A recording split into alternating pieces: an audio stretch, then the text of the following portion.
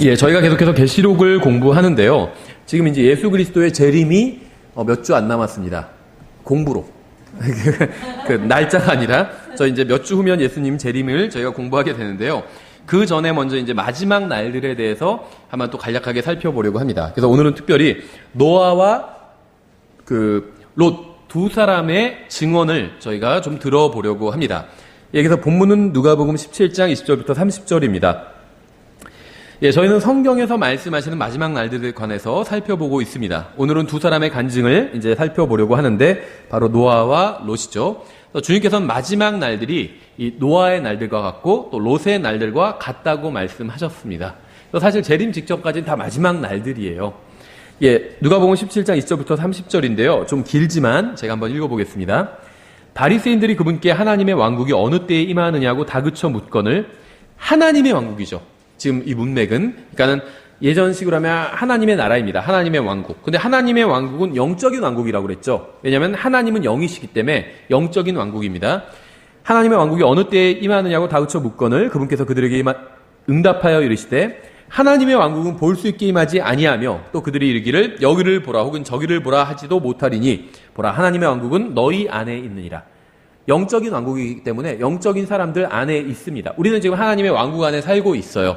그런데 이제 하늘 왕국은 다르죠. 하늘 왕국은 하늘로부터 내려오는 왕국을 의미합니다.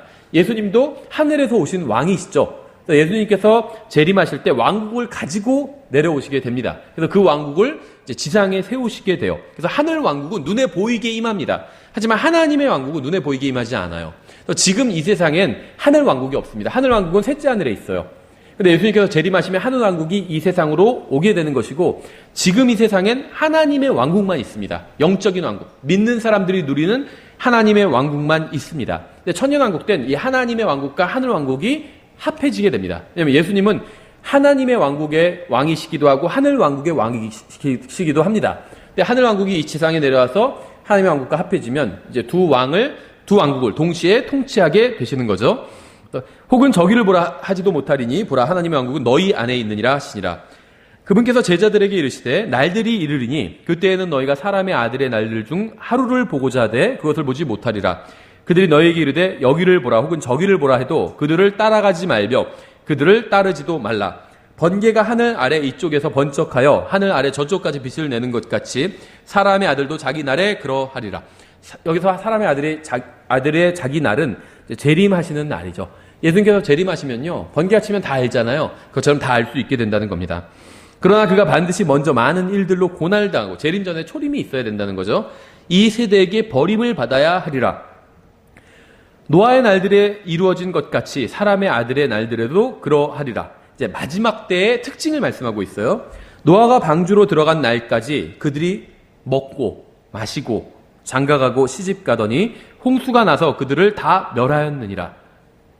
마찬가지로 롯의 날들에도 그와 같았으니 그들이 먹고 마시고 사고 팔고 심고 건축하였을 때 롯이 소돔에서 나간 바로 그날에 하늘로부터 불과 유황이 비오듯 내려 그들을 다 멸하였느니라.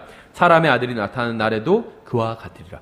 마지막 날의 특징이 비슷하다는 겁니다. 이 노아나 롯이 살던 시대의 심판의 날이 임하기 전의 상황과 비슷하다는 겁니다. 노아와 롯은 모두 심판이 임하기 전에 탈출했죠. 그렇죠? 노아와 롯은 모두 하나님의 심판이 임하기 전에 주님의 은혜를 받았습니다.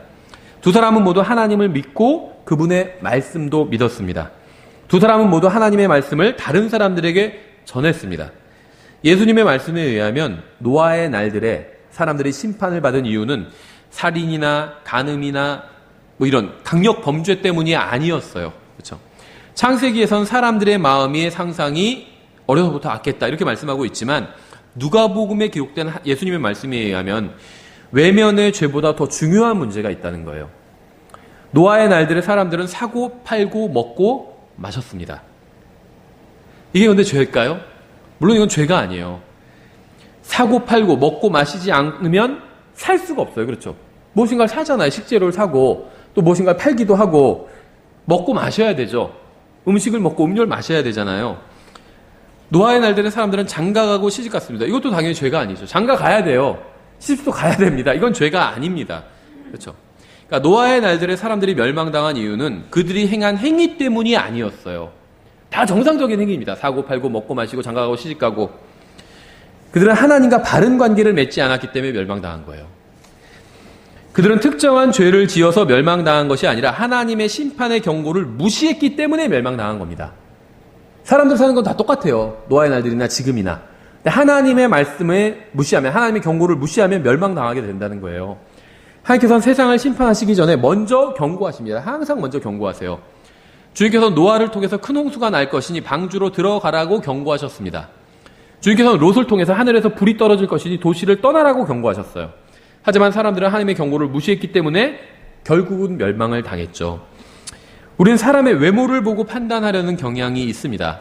잘 차려입은 사람보다는 범죄자들이나 노숙자들을 보고 하나님과 바른 관계에 있지 않을 것이라고 생각하기도 하죠. 평범한 가정주부보다 마약 중독자가 하나님과 바른 관계에 있지 않다고 생각을 합니다. 하지만 예수님의 말씀에 의하면 이 세상에 살고 있는 모든 사람들은 다 멸망당할 위기에 처해 있어요. 하나님께서 하시는 심판의 경고를 받아들이지 않는 모든 사람들은 단 한 사람도 예외 없이 모두 멸망당하게 될 것입니다. 주님께서 오늘 밤에 공중으로 오실 수 있어요. 오늘 밤에도 오실 수 있어요.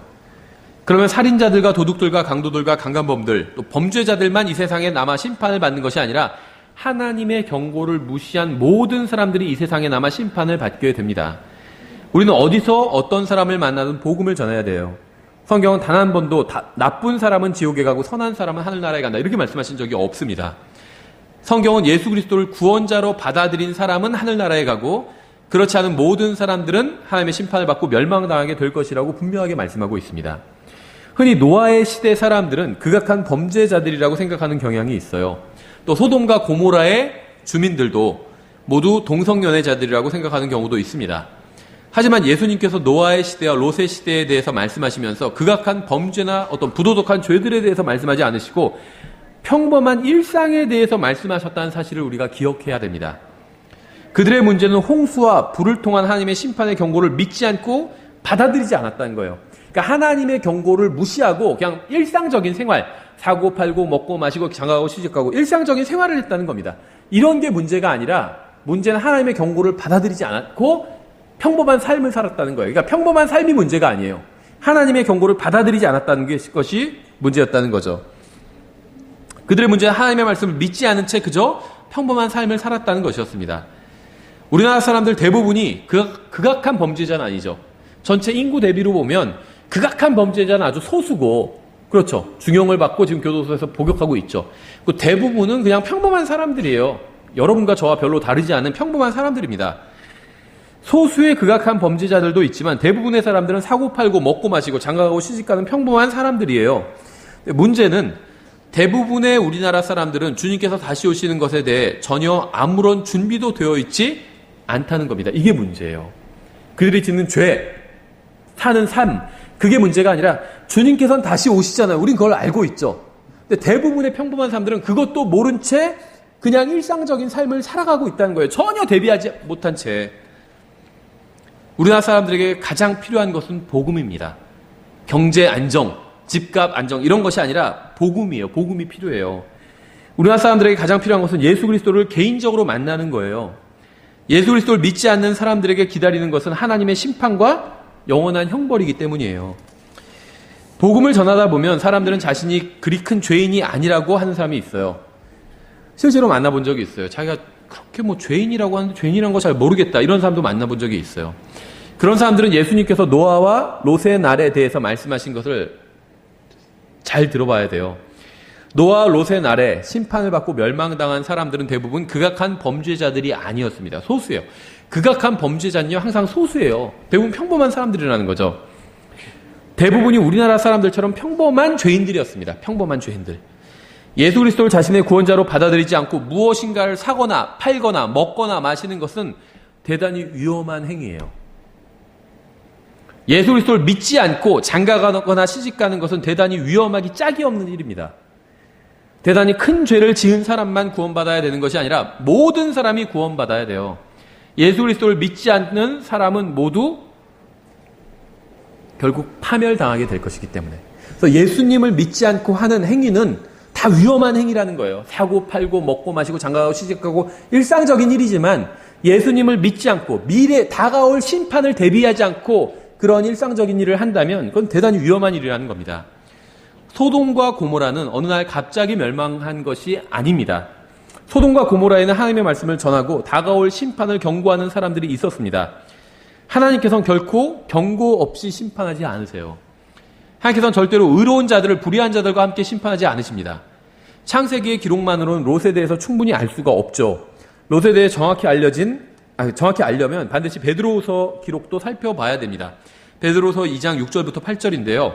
여기서도 롯에 대해서 증언하고 있는데 창세기와는 좀 상반된 증언을 하고 있어요.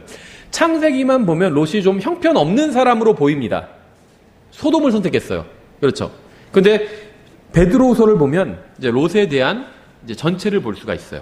베드로서 2장 6절부터 8절인데 소돔과 고모라의 도시들을 뒤엎으심으로 정죄하사 죄가 되게 하여 그 뒤에 경건치 아니하게 살 자들에게 본보기로 삼으셨으며 사악한 자들의 더러운 행실로 인해 괴로움을 받던 의로운 롯을 건져내셨으니 이는 저 의로운 사람이 그들 가운데 거하며 그들의 불법 행위를 보고 들으면서 날마다 자기의 의로운 혼을 괴롭게 했기 때문이니라.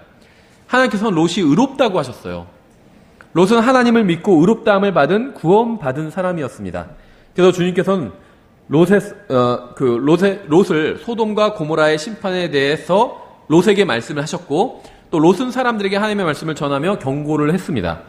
그래서 하나님께서는 본문에서 3번에 걸쳐 롯을 의롭다고 말씀하고 있어요. 의로운 롯, 저 의로운 사람, 의로운 혼. 9절에 이렇게 되어 있죠. 주께서 하나님을 따르는 자들은 시험들에서 건질 줄 아시고 또 불의한 자들은 심판의 날까지 예비해 두사 벌할 줄 아시되. 그렇죠. 롯은 의로운, 구원받은 의로운 사람이었기 때문에 하나님께서는 롯을 심판하시기 전에 미리 불러내셨죠. 그리고 그 롯을 통해서 사람들이 구원받을 수 있는 기회를 제공해 주신 거예요. 다가올 심판에 대해서 롯이 경고했기 때문에. 롯은 구원은 받았지만 여전히 세상에서 살고 있는 세상의 영향을 받고 있는 신약 성도들의 모형이 됩니다. 구원받긴 했지만 자기가 적극적으로 소돔으로 가서 살았죠. 그렇죠. 그래서 구원받았지만 세상의 영향을 많이 받고 있는 이 신약 성도들의 모형이 돼요. 롯이 하나님 앞에서 의롭다함을 얻은 이유는 그의 행위 때문이 아니라 믿음 때문이었어요. 아브라함도 마찬가지죠. 하나님과 그분의 말씀을 믿는 믿음으로 인해서 롯은 의로운 사람이 되었고 롯의 혼은 의로운 혼이 되었습니다. 우리도 하나님의 아들이신 예수 그리스도를 믿고 의로운 사람이 되었고 우리의 혼도 의로워졌죠. 우리의 몸은 아직 죄 가운데 있어요. 우리의 몸 안에는 죄가 거하고 있습니다. 죄만 거하고 있는 것이 아니라 죄를 만들어내는 죄의 공장이 있어요. 우리 안에. 그렇죠. 그걸 죄의 본성이라고 부르죠. 우리가 죄의 본성. 그래서 사도 바울이 로마서 6장과 7장에서 내 안에 죄를 내가 지으면 그것은 내가 아니요 내 안에 있는 죄다 그렇게 얘기를 하고 있죠. 내 안에 있는 죄가 죄를 짓는다는 거예요. 왜냐하면 거기서 내 안에 있는 죄라고 할 때 sin 단수로 되어 있거든요. 이거는 죄의 본성을 말하는 거예요.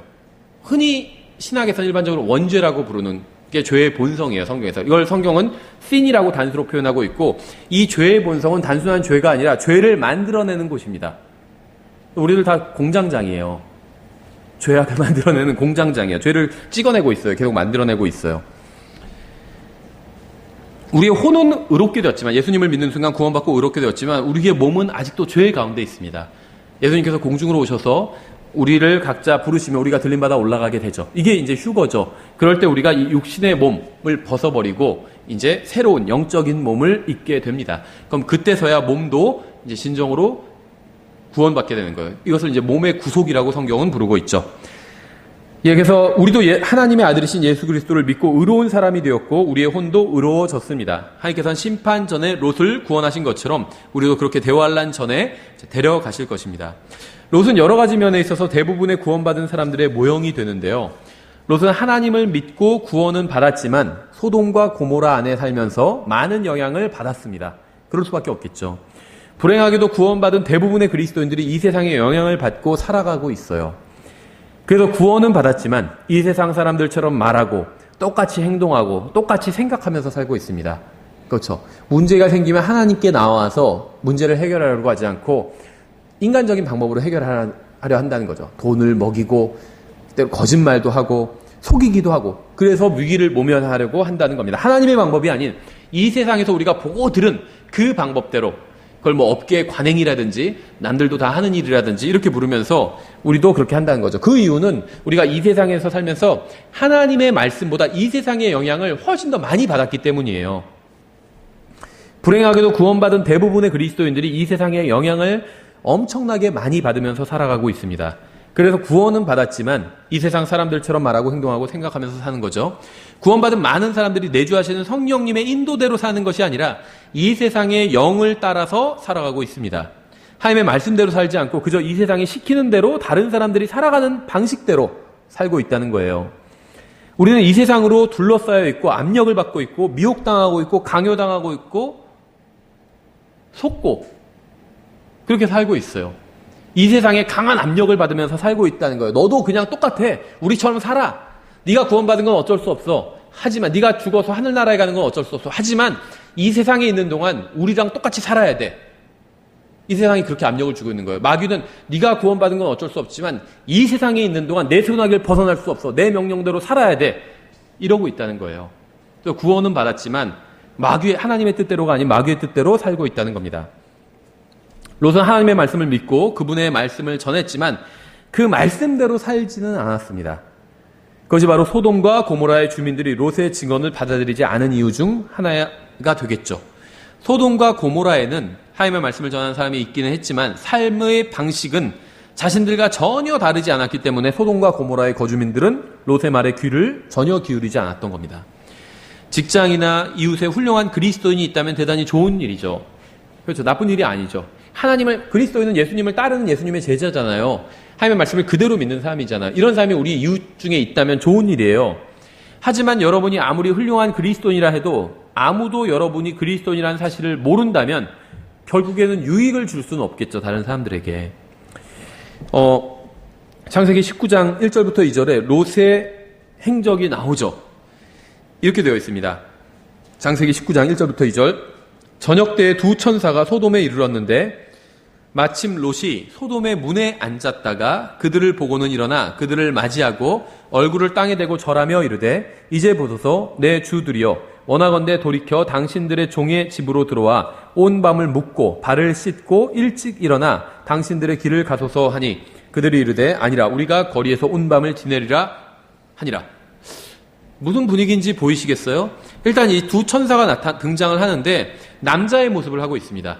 날개 달린 막 모습을 하고 있지 않다는 거죠. 성경에 나온 천사는 날개가 없어요. 그냥 젊은 남자, 한 33쯤 넘은 젊은 남자의 모습을 하고 있습니다. 이 세상에선 천사라고 하면 여자의 모습이고 아기의 모습이 있죠. 성경적이지 않아요. 성경에선 그룹이나 스랍들이 날개가 있어요. 그것도 한 쌍만 있는 게 아니라 스랍은 세 쌍이 있죠. 6개가 있죠. 한 쌍으로는 날고 한 쌍으로는 얼굴을 가리고 한 쌍으로는 다리를 가리고 있잖아요. 그렇죠. 천사 날개가 없습니다. 그런데요, 좀 분위기가 묘해요. 일단 롯은 굉장히 신사적인 사람이에요. 그렇죠. 어떤 하나님의 천사들, 어떤 영적인 존재들이 온 걸 딱 간파하고 초대를 합니다. 그래서 영적인 것을 받아들일 줄 아는 사람이었어요. 간파를 딱 했어요. 이 사람들은 보통 사람들이 아니다. 하나님께서 보내신 천사구나. 그래서 내가 잘 대접해야겠다. 이렇게 판단을 했습니다. 그래서 하나님의 천사들을 보고 자신의 집으로 데려가라고 했습니다. 이건 잘한 거죠. 그런데 천사들은 롯과 함께 하고 싶어 하지 않았어요. 왜 그랬을까요? 이유가 잘 나오진 않는데 비록 롯이 구원받은 사람이기는 했지만 이 세상의 방식대로 소돔과 고모라의 방식대로 살아가는 사람이었기 때문에 천사들도 피하고 싶어 했어요. 그런 걸로 보입니다. 일단 본문이 3절에 그가 간절히 그들에게 조르니 그들이 그에게 돌이켜 그의 집으로 들어오매 그가 그들을 위해 잔치를 베풀고 누룩 없는 빵을 구우니 그들이 먹더라. 천사도 사람의 음식을 먹네요. 그러니까 사람과 같은 육체를 가지고 있어요. 그러나 좀 다른 육체죠. 그래서 타락한 천사들과 인간의 딸들이 변해서 거인들을 낳았다고 창세기 6장에 나오잖아요. 좀 뭔가 다른 육체인데 육체는 육체예요. 빵을 먹을 수 있는 육체예요. 그러나 그들이 눕기 전에 그 도시의 남자들, 곧 소돔의 남자들이 즉 늙은이부터 늙은이든 젊은이든 사방에서 나온 모든 사람들이 그 집을 에워쌌더라. 그들이 롯을 부르며 그에게 이르되 이 밤에 내게 온 남자들은 어디 있느냐? 천사들이 남자로 보이죠. 확실히 남자들을 달라고 했어요. 근데 보통 좀 괜찮게 생긴 남자들로 나옵니다. 성경에는. 그들을 우리에게로 데려오라. 우리가 그들을 알리라 하니. 누군지 알아보겠다. 이런 의미는 아니에요. 소돔과 고모라의 거주민들은 천사들과 교제를 나누거나 친분을 쌓거나 하나님의 말씀을 알기 위해서 몰려온 것이 아닙니다. 와, 하나님의 사람들이 왔어. 하나님께서 보내신 사자들이 왔으니까 우리가 교제를 나누고 싶어요. 이렇게 온 게 아니라는 거예요. 불순한 동기를 갖고 왔어요. 성경은 창세기 4장 1절에서 아담이 자기 아내 이브를 알매 그녀가 수태하여 가인을 낳았다. 이렇게 말씀하고 있어요. 또 요셉이 마리아와 혼인만 한 상태였죠. 그런데 결혼하기 전까지는 알지 아니하더라. 이렇게 돼 있어요. 그러니까 여기서 성경에서 알다라고 하면 일반적으로 아는 의미도 있겠지만 이 이성 간에는 남자와 여자, 특히 관계에 있어서는 동침하다라는 의미입니다. 아담이 이브를 아니까 가인을 낳았어요. 동침했다는 말이에요. 소돔과 고모라의 거주민들은 이웃에게 찾아온 손님과 교제를 나누고 싶어서 몰려온 것이 아니라 그들과 동성연애를 하기 위해서 몰려온 것이었어요. 그들은 동네에 잘생긴 새로운 남자들이 등장하자 재빨리 모임을 조직하고 퍼레이드를 해서 막 시내 광화문 광장 같은 거 지나갔겠죠. 퍼레이드 하면서 축제하고 롯의 집까지 행진한 거예요. 그리고 이제 새로운 남자들을 내놓으라고 롯을 협박하고 있는 겁니다. 너만 재미 보냐 하면서 협박하는 거예요, 롯한테. 우리는 영적으로 굉장히 어려운 시대에 살고 있습니다. 사람들의 도덕적인 기준은 점점 낮아지고 있어요. 불과 20년 전만 해도 동성연애란 말을 꺼내질 못했어요. 하긴 했어요. 그런데 이제 숨어서 했습니다. 겉으로는 드러내고 얘기를 못했어요. 드라마 같은 데도 못 나오고. 지금 막 드러내놓고 하죠. 그리고 오히려 강요해요. 너도 좀 받아들이라고. 그렇죠. 그런 광화문 한가운데서 축제를. 우리나라만 그런 게 아니라 이게 세계의 추세예요. 추세. 광장 한가운데서 해요. 시대가 변한 거예요. 그렇죠. 사람들은 거룩함보다 즐거움을 찾습니다. 누군가 동성연애를 하고 부도덕한 짓을 해도 그 사람이 노래를 잘하거나 춤을 잘 추거나 연기를 잘하면 괜찮다고 합니다. 그렇죠. 연예인 중에 동성연애 해도 노래를 잘하니까 저 사람 받아줘야 된다는 거예요. 춤을 잘 추니까, 연기를 잘하니까. 아무런 문제가 없다고 그래요. 우리는 대단히 위험한 시대에 살고 있어요. 이 세상에서는 의로운 사람보다 사악한 사람이 훨씬 더 큰 영향력을 가지고 있습니다. 그렇죠. 의로운 사람은 영향력이 별로 없어요. 사악한 사람들이 영향력을 다 가지고 있어요. 이전에는 몰래 숨어서 하던 동성연애를 지금은 대놓고 해요. 심지어 퍼레이드까지 하고 축제까지 합니다. 축제 막. 그들의 적극적인 구애에 청소년들 또 젊은 사람들이 넘어가고 있어요. 청소년들만 비난할 일이 아니에요. 그리스도인들이 영향력을 잃어버렸어요. 거룩한 영향력을 잃어버린 거예요. 그냥 세상에서 그리스도인들은 그냥 사기꾼에 지나지 않아요, 이제는. 그래서 청소년들이 그리스도인들이 아닌 동성연애자들을 따라가는 것입니다. 그리스도인들이 반성해야 돼요, 이건. 동성연애자들 손가락질 할 필요가 없어요. 악은 항상 있었어요. 우리가 더 청소년들에게 좋게 보였다면 따라왔을 거예요. 동성연애자들이 더 좋게 보니까 글로 따라가는 거예요. 6절. 롯이 문에 있던 그들에게로 나가 자기 뒤로 문을 닫고 이르되 원하건대 형제들아. 동성연애자들을 형제들이라고 부르고 있어요. 이같이 악하게 행하지 말라. 이들은 구원받지 못한 사람들이었고 롯의 형제들이 당연히 아니었습니다. 하나님의 백성이 아니었죠. 형제라고 부를 수가 없었어요. 구원받은 롯의 형제는 구원받은 아브라함이 롯의 형제였어요. 그렇죠. 하지만 롯은 이들을 형제라고 불렀습니다. 교회에 찾아온 사람은 형제라고 부른 것이 아니라 동성연애 축제의 참가자들을 형제라고 부르고 있는 거예요. 롯은 하나님을 믿고 구원받은 사람이었지만 소돔과 고모라에 살면서 성경적 기준은 완전히 무너져 내렸습니다. 우리도 똑같아요. 우리가 세상에 더 깊이 관여해서 살수록, 세상에서 더 잘 나갈수록 성경적 기준은 무너져 내리게 돼 있어요. 그래야지 세상에서 잘 나갈 수 있거든요. 성경적 기준만 고수하면요, 세상에서 잘 나갈 수가 없어요. 최근에 저도 기사에서 본 적이 있는데 영국에서 한 정당의, 그러니까 리더죠, 총재가 사퇴한 일이 있어요. 근데 저도 뭐 영국 정치는 하나도 알지 못하는데 지금은 그 정당의 크기가 세 번째 정당이라, 우리나라 치면 국민의당 같은 그런 정당인데 차기 총리 후보래요. 그 사람이 후보군에 드는 사람이에요. 근데 그 사람이 사퇴하면서 뭐라고 했는 줄 아세요? 자, 정확한 워딩은 기억나지 않는다 이런 얘기를 했어요. 그 다음은 구원받은 그리스도인이거든요. 그리스도인으로 사는 것과 한마디로 정치인으로 사는 것이 서로 상충하기 때문에 자기는 이 정치인을 포기합니다. 차기 총리 후보예요. 강력한 후보 중에 한 명이에요. 근데 그렇게 하고 사퇴했어요. 정치계를 떠났습니다. 정치를 하면 할수록 자기가 그리스도인답게 사는 게 방해를 받기 때문에. 그렇죠.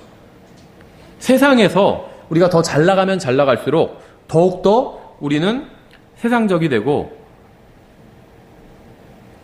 성경적 기준이 무너져 내려 버리게 된다는 거예요. 소돔과 고모라 거주민들과 함께 살면서 롯은 그들에게 완전히 동화되어 버렸습니다. 우리도 주의해야 돼요. 저는 이곳에 계신 모든 분들이 구원받았기를 바랍니다. 누가 구원받은 사람의 형제일까요? 누가 구원받은 사람의 친구일까요? 구원받은 사람은 누구와 교제를 나눠야 될까요? 예수 그리스도를 믿는 사람은 모두 형제입니다. 그렇죠? 출신 교단과 종파에 상관없이 구원받은 사람은 모두 그리스도 안에서 형제예요. 서로 믿음의 차이가 있고 신앙의 경륜은 다르지만 한 아버지의 자녀로서 서로를 받아주고 존중하면서 교제를 나눠야 됩니다. 롯은 비록 구원은 받았지만 잘못된 사람들과 사귐을 가졌어요. 잘못된 사귐이 선한 행위를 부패시킨다는 하나님의 말씀이 그대로 성취되었죠. 이들은 모두 롯의 이웃이었고 직장 동료였고 친구였고 같은 팀을 응원하는 사람들이었을 거예요, 아마. 그렇죠? 그래서 소돔 축구단 이런 거 응원하는 사람들이었을 거예요. 그래가지고 다 와서 롯한테 잘생긴 사람들이니까 왜 너만 재미 보냐? 같이 친구면서 나눠서 재미 좀 같이 보자. 이러고 다 찾아온 거예요. 8절. 이제 보라, 내게 남자를 알지 않는 두 딸이 있노라. 원하건대 내가 그들을 너에게로 데리고 나아가리니 너희는 너희 눈에 좋을 대로 그들에게 행하고 이 남자들은 내 지붕 그늘 아래로 들어왔은즉 그런 까닭에 그들에게 아무 일도 하지 말라 하네. 뒤에 보면 롯의 사위들도 나오거든요. 근데 여기서는 남자를 알지 못한다고 하고 있죠. 그러니까는 여기서도 알다라는 말의 의미가 나오죠. 남자를 알지 못하는 두 딸이 있다. 롯의 두 딸이 남자를 알지 못했다고 하는데 남자의 존재를 알지 못했다는 게 아니죠. 남자와 동침한 적이 없다는 의미예요. 그러니까 알다라는 말이 성경에서는 동침하다라는 말이에요.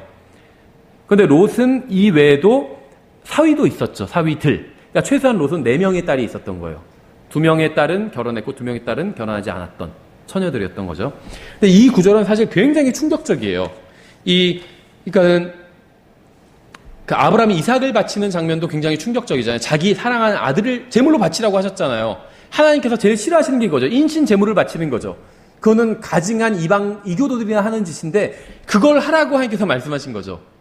근데 하나님의 말씀이 떨어지니까 자기의 생각과는 달랐지만 그대로 실천을 하려고 했죠. 근데 하나님께서 막아주신 거죠. 이것을 보고 어떤 철학자는 충격과 공포다 막 이렇게 부르고 있는데 너무 충격스럽다는 거죠. 근데 이 본문도 굉장히 대단히 충격적인 본문이에요. 자기 딸들을 아버지가 내줘요. 말이 되지 않거든요. 그래서 어떤 분이 이런 얘기를 하시더라고요. 가능성은 둘 중 하나다. 첫 번째는 롯의 딸이 대단히 못생겨서 여자로서 매력이 전혀 없거나 얼굴이 무기다 이런 말 하잖아요. 내줘도 안전하기 때문에 내주려고 했을 것이다. 아니면 롯의 이웃들이 대단히 삐뚤어진 성적 취향을 갖고 있기 때문에 안전할 수도 있다. 이렇게 생각을 했을 것이다. 이런 얘기를 하는 사람들도 있습니다. 둘 중 무엇이든지 간에 자신의 딸을 강간하라고 사람들에게 내주는 롯도 정상처럼 보이진 않아요. 그렇죠. 부모의 마음으로 본다면. 근데 문제는 오늘날 수많은 그리스도인들이 자신들의 자녀들을 완전히 무방비로 이 세상의 사악한 영에게 내주고 있다는 거예요. 오늘날 구원받은 수많은 사람들이 우리 딸을 마음대로 하세요라고 하면서 이 세상에 내주고 있습니다. 자녀들이 아무 책이나 보게 하고 아무 영화나 보게 하고 아무 홈페이지나 들어가게 하고 아무 음악이나 듣게 합니다. 롯이 동성연애자들에게 두 딸을 내어준 것처럼 한번 경험해 보라고 하면서 하나님께서 기뻐하지 않는 일을 하도록 내어주고 있다는 거예요. 그리스도인 부모들은 반드시 알아야 됩니다. 롯의 시대에 살던 동성연애자들만 위험한 것이 아니라 영화배우들과 연기자들과 가수들과 모델들, 영화들, TV 프로그램들, 인터넷 홈페이지들도 대단히 위험해요. 우리가 무방비로 내주고 있는 거예요. 마음대로 우리 딸을 마음대로 하세요 하면서 다 내주고 있는 거예요. 이런 것들한테. 우리와 우리 아이들은 이 세상에 완전히 잠식당하고 있는데 그것을 전혀 눈치채지도 못하고 있습니다. 이 세상은 우리의 기준을 바꾸려고 합니다. 우리의 생각과 마음이 하나님의 말씀이 아닌 이 세상의 영으로 가득 차게 하려고 합니다. 우리가 깨어서 하나님의 말씀을 붙들지 않는다면 우리도 롯처럼 구원은 받았지만 이 세상에 완전히 동화되고 말 거예요. 또 우리의 자녀를 이 세상에 막 내주고 있는 거예요. 마음대로 하라고. 9절. 그들이 이르되 물러서라 하고 또 이르되 이놈이 들어와 머물면서 우리의 재판관이 되려 하는도다. 이제 우리가 그들보다 너를 더 악하게 다루리라 하며 그 사람 곧 롯을 강하게 밀치고 가까이 나와 문을 부수려 하더라. 동성연애가 죄라고 하면 사람들은 함부로 판단하지 말라고 하죠. 우리는 다른 형제는 판단하면 안 되지만 무엇이 사악한 죄인지는 판단해야 됩니다. 그렇죠. 동성연애 하려고 하니까 이 악한 짓을 하지 말라 이렇게 롯이 말렸잖아요. 판단해야 돼요. 우리는 자신의 생각이나 느낌이나 의견이 아닌 하나님의 말씀에 따라서 판단해야 합니다. 아무리 많은 사람들이 괜찮다고 해도 죄는 언제나 죄예요. 그렇게까지 심한 말을 할 필요가 있느냐 해도 죄는 죄라고 말할 수밖에 없습니다. 그렇죠. 동성연애는요, 가증한 거예요. 그래도 성적 취향인데 그렇게 심하게까지 말할 필요가 있습니까? 죄예요. 그냥 죄예요. 그렇죠. 죄는 죄일 뿐이에요. 하나님께서는 동성연애가 가증한 죄라고 말씀하셨어요. 10절에 그러나 그 남자들이 자기들의 손을 내밀어, 이제 천사들이죠. 자기들의 손을 내밀어 롯을 집으로 자기들에게로 끌어들인 뒤에, 그러니까 롯이 천사들을 집으로 맞아들인 상황이었죠. 사람들이 몰려와서 문을 두드리면서 내놔라 내놔라 하고 있어요. 그러니까 롯이 나와서 문을 딱 닫고 제발 이러지 마세요. 진정하세요. 이러고 있었죠. 그러니까는 이 악한 행위를 하지 마세요. 차라리 내가 딸들 내줄게요. 이러니까 이 남자들이 무슨 소리야, 너만 뭐 재미 보려고 하면서 화가 났어요. 너 가만 두니까 안 되겠어. 이놈이 말이야 말로 해서 안 되겠네 하면서 너 가만 안 두겠어 하고 이런 상황이죠. 그러니까 천사들이 그걸 보고 문을 열어서 롯만 딱 끄집어내서 문을 닫아버렸습니다. 그렇죠? 자기들에게로 끌어들인 뒤에 문을 닫고 작은 자든 큰 자든 그 집 문에 있던 남자들을 다쳐서 눈을 멀게 하니, 천사들이 눈을 다 멀게 만들어버린 거예요. 이 동성연애자들을. 그들이 문을 찾느라 힘들어하더라. 참 대단한 집념의 사나이들이에요. 집념의 동성연애자들이요. 소돔과 고모라의 주민들은 영적으로만 눈이 먼 것이 아니라 이제는 육신적으로도 눈이 멀게 되었죠. 놀라운 점은 눈이 먼 상태에서도 여전히 롯의 집 문을 찾고 있다는 거예요. 눈이 멀었어요. 그럼 어떻게 할 것 같아요? 내가 죄를 지으러 갔는데 천사가 쳐서 눈이 멀게 됐어요. 그럼 어떻게 될 것 같아요? 그럼 눈이 멀었으면 죄를 포기하고 집으로 돌아갈 만하죠. 그런데 여전히 죄를 짓고 있다가 롯의 집 문을 찾고 있는 거예요. 눈은 멀었지만 내가 할 건 하고 가야겠어 하면서 막 문을 찾고 있는 거예요. 대단해요. 이 죄에 대한 집념이. 하나님께서 이들을 치셔서 눈을 멀게 하셨는데도 이들은 여전히 동성연애의 죄를 짓고자 롯의 집 문을 찾고 있는 겁니다. 자기네 집으로 돌아갈 길을 찾고 있는 게 아니라 롯의 집 문을 찾고 있어요. 눈은 멀었지만 내가 들어가서 할 건 해야겠다 이러고 있다는 거죠. 12절. 그 남자들이 롯에게 이르되 여기에 내가 속한 자가 더 있느냐? 사위나 내 아들들이냐 내 딸들이나 이 도시 안에서 내게 속한 것은 무엇이든지 그것들을 이곳에서 가지고 나가라. 그들에 대한 부르짖음이 주의 얼굴 앞에서 크므로 우리가 이곳을 멸하리라. 주께서 그곳을 멸하시려고 우리를 보내셨느니라 하매 롯이 나가서 자기 딸들과 결혼한 사위들에게 말하여 이르되 주께서 이 도시를 멸하실 터인즉 너희는 일어나 이곳을 떠나라 하였으나 그의 사위들은 그를 농담하는 자로 여겼더라. 우리는 다른 사람이 하나님을 강제로 믿게 할 수는 없습니다. 하지만 우리가 하나님의 말씀을 진지하게 믿고 있다는 사실을 보여줄 수는 있어요. 그렇죠? 저 사람은 진짜 예수님을 믿는 사람이다. 이런 간증을 우리가 보여줄 수는 있다는 거죠. 성경은 롯의 사위들이 롯이 농담을 하고 있다고 생각했다고 말씀하지 않습니다. 성경은 롯의 사위들이 롯을 농담하는 자로 여겼다고 말씀하고 있어요. 롯은 사위들에게 전혀 간증이 없었습니다. 롯은 한 번도 사위들에게 하나님을 믿는 사람의 모습을 보여준 적이 없었던 거예요. 그래서 사위들은 롯이 하는 말을 전혀 받아들일 수 없었던 겁니다. 베드로후서 2장 5절은 이렇게 되어 있어요. 옛 세상을 아끼지 아니하시고 오직 의의 선포자인 여덟째 사람 노아를 구원하시며 경건치 아니한 자들의 세상에 홍수를 내리셨고, 또 히브리서 11장 7절에 믿음으로 노아는 아직 보지 못한 일들에 대해 하나님으로부터 경고를 받고 두려움으로 움직여 방주를 예비함으로 자기 집을 구원하였으니 그것으로 말미암아 그는 세상을 정죄하고 믿음으로 말미암는 의의 상속자가 되었느니라. 이 노아에 대한 이야기인데요. 노아는 다가오는 심판에 대해서 설교했고 의롭게 살았습니다. 성경은 노아가 의의 설교자였다 이렇게 말씀하고 있어요. 노아가 120년 동안 방주를 만들었죠. 사람들은 노아를 조롱하고 비웃었을 거예요. 성경에 보면요, 이 노아의 홍수 전에는 비가 내렸다는 기록이 없어요. 최근에 플로리다에도 큰 비가 내렸죠. 엄청난 그 허리케인이 몰아쳐서 엄청난 양의 비가 내렸어요.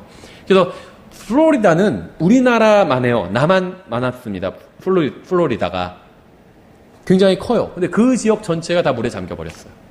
그래가지고 플로리다 주지사가 플로리다를 떠나라 이렇게, 지금은 이제 복구를 하고 있어요. 비가 그치고 다 회복되고 있는 중인데 이제 2, 3주 전에는 플로리다를 떠나라고 이렇게 주지사가 명령을 했고 2천만 명이 이동했대요.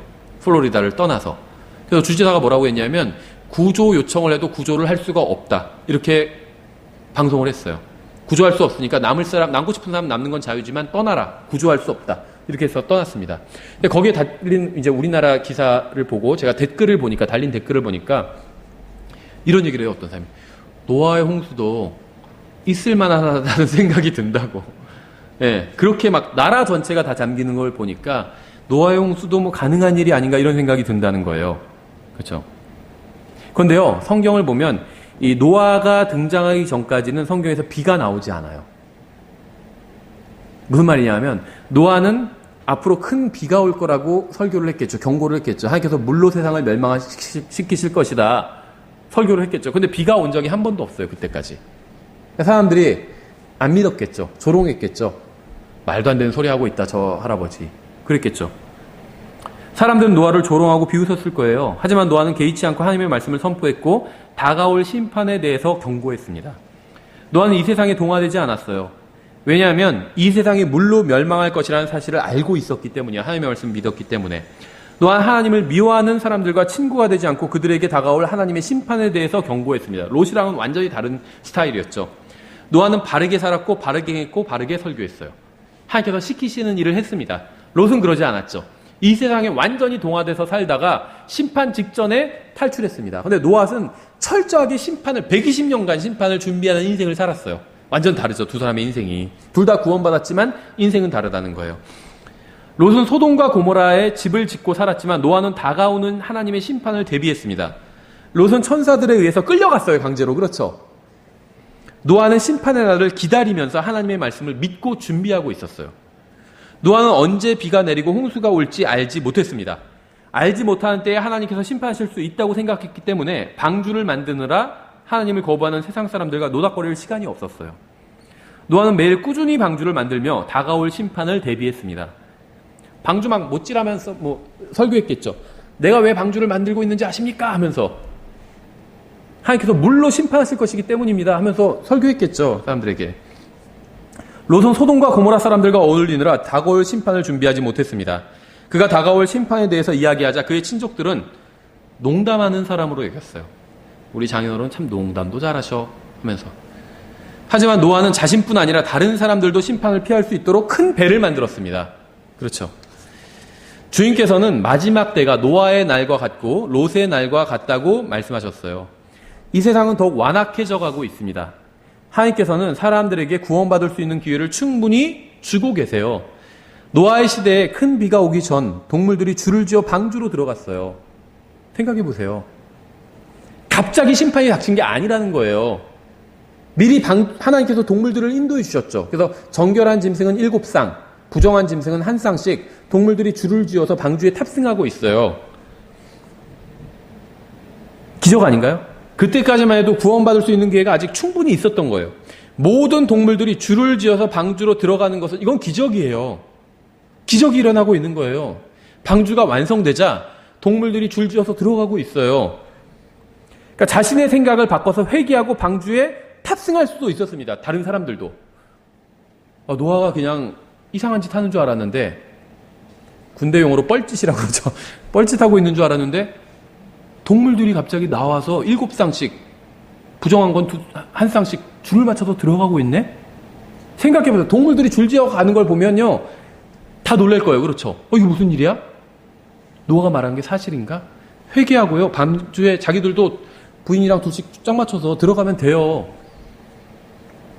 자신의 생각을 바꿔서 회개하고 구원받을 수 있는 기회가 충분히 있었다는 거예요. 노아 시대의 사람들이. 하지만 사람들은 끝까지 회개하지 않았습니다. 사람들은 하나님의 말씀을 무시했고 혹독하게 그 대가를 치르게 되죠. 이 홍수를 통해서. 노아는 방주에 오르고 나서 자신의 가족을 제외한 이 세상 모든 사람들이 자신을 반대하는 사실을 아마 실감했을 거예요. 그렇죠. 120년간 설교했는데 우리 가족 외에는 아무도 구원받은 사람이 없구나. 하지만 노아가 방주에서 내렸을 때에는 이 세상에 살아있는 모든 사람들은 노아가 옳았다고 인정하게 되는 거죠. 반대가 됐죠, 상황이. 우리는 하나님께서 이 세상을 심판하실 것이라는 사실을 잘 알고 있습니다. 주님께서는 오늘 밤이라도 공중으로 다시 오실 수가 있어요. 정해진 날짜가 없어요. 100년에 오실 수도 있고 오늘 밤에 오실 수도 있습니다. 주님이 다시 오심을 대비하며 사는 인생은 결코 헛된 인생이 아니에요. 우리가 봤잖아요, 성경에서. 노아의 인생은 헛된 인생이 아니죠. 롯의 인생이 더 헛된 인생이에요. 이 세상의 동화에서 막 살았잖아요, 신나게 세상 사람들과. 그게 헛된 인생이었다는 거예요. 사람들을 구원의 방주이신 예수 그리스도께로 인도하고 사람들에게 다가올 심판에 대해서 경고하는 인생은 결코 낭비한 인생이 아닙니다. 롯은 다가올 심판을 알면서도 이 세상과 친구가 되어서 살았습니다. 노아는 다가올 심판을 알고 그 심판을 대비하는 삶을 살았어요. 여러분은 노아인가요? 아니면 롯인가요? 둘 다 구원받았어요. 하지만 롯은 이 세상과 친구가 돼서 살았고 다가올 심판을 알면서도 친구가 되면서 살았고 노아는 다가올 심판을 대비하는 삶을 살았죠. 로마서 13장 11절부터 14절에 이렇게 되어 있습니다. 반드시 우리가 기억하고 자주 읽어보고 머릿속에 넣어놔야 되는 구절이에요. 로마서 13장 11절부터 14절에 또 때를 알거니와 지금이 우리가 잠에서 깨어야 할 바로 그때이니 이는 지금 우리의 구원이 우리가 믿었을 때보다 더 가까이 있기 때문이라. 밤이 많이 지나고 낮이 가까이 왔으니 그러므로 우리가 어둠의 행위를 벗어버리고 잘못된 모든 행위를 이젠 벗어야 될 때입니다. 빛의 갑옷을 입자. 낮에 하듯이 우리가 정직하게 걸으며 흥청거리거나 술 취하지 말고 침실을 더럽히거나 방탕하지 말며 다투거나 시기하지 말자. 오직 너희는 주 예수 그리스도로 옷 입고 육신의 정욕을 채우기 위해 육신에게 기회를 주지 말라. 노아는 다가올 심판으로 인해서 정신을 차리고 깨어 있었습니다. 노아는 자신에게 주어진 인생을 정말 가치 있게 사용했어요. 세상 사람들은 120년간 방주를 만들고 심판을 대비한 노아가 인생을 완전히 헛되이 낭비해 버렸다고 생각했을 겁니다. 하지만 노아의 인생은 낭비된 인생이 아니었어요. 가치 있게 보낸 인생이었습니다. 세상과 어울려 시간을 보낸 롯이야말로 인생을 완전히 낭비해 버린 것입니다. 지금은 노아의 시대와 같아요. 롯의 시대와 같습니다. 여러분은 노아인가요? 롯인가요? 여러분의 소중한 인생이 노아의 인생과 같기를 바랍니다. 그것이 우리를 위해서 자신의 생명을 기꺼이 내어주신 우리의 구원자 예수 그리스도께 조금이라도 감사하는 길일 것입니다. 여기서 저희가 노아와 롯을 통해서